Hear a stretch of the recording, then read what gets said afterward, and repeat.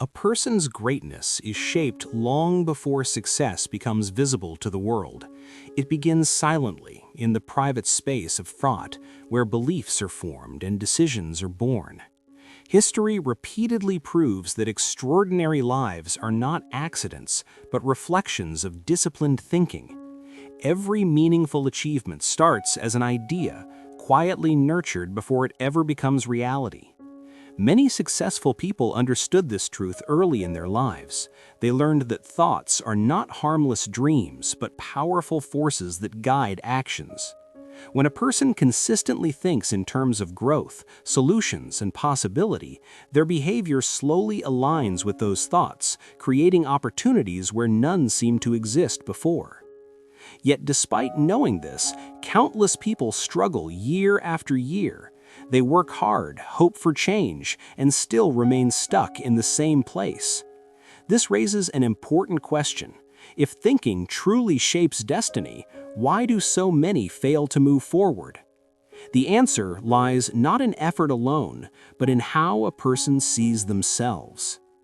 Today's story explores this idea through a simple but powerful lesson. It reveals how a single shift in perspective can transform an entire life.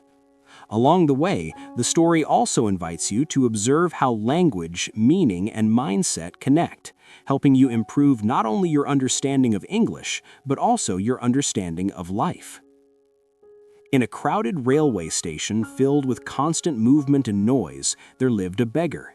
Day after day, he sat near the platform, watching travelers rush past him.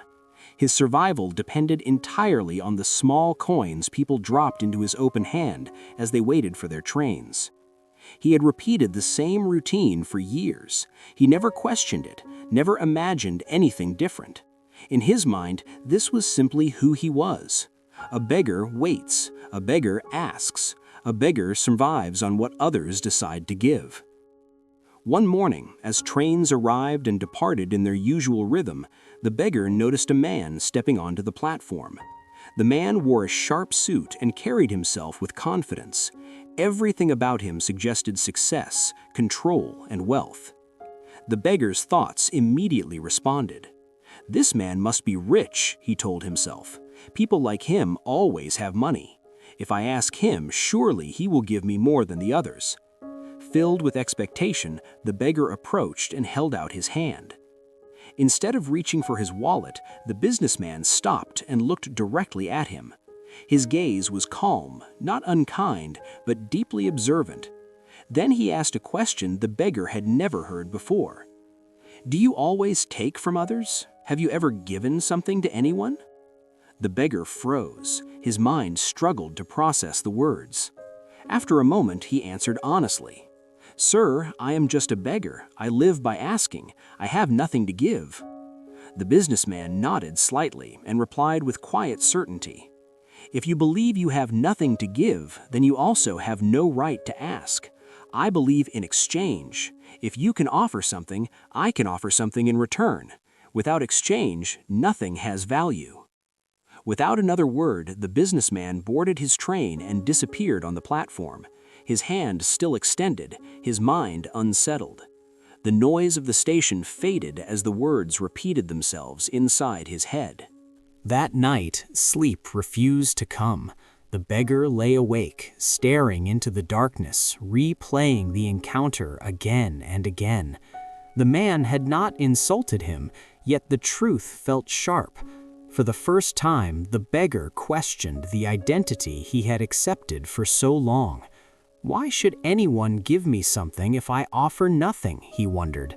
He realized that most people passed him without emotion because there was no connection, no exchange, no reason to stop. This thought unsettled him, but it also awakened something new. For 2 days, the beggar did something unusual.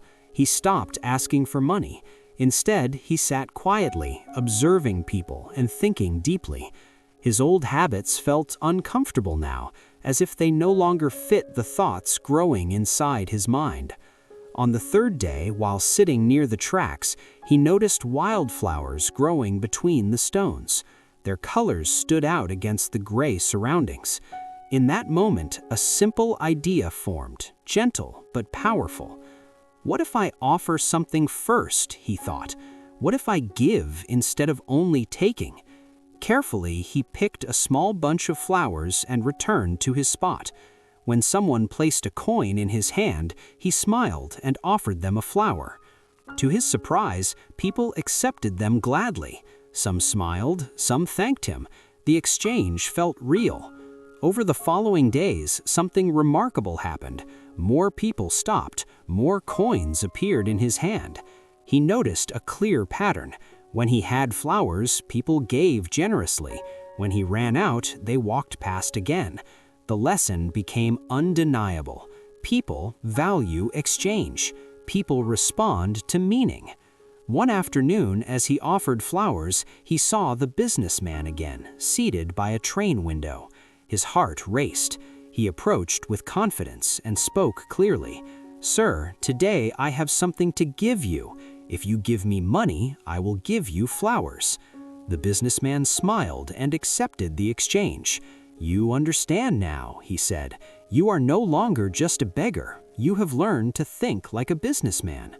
The words stayed with him long after the train departed. "Am I truly a businessman?" he asked himself. Slowly, the answer formed. "I trade value. People pay me for what I give. That means I have a business." With this realization, he made a life-changing decision. He left the station and never returned to beg.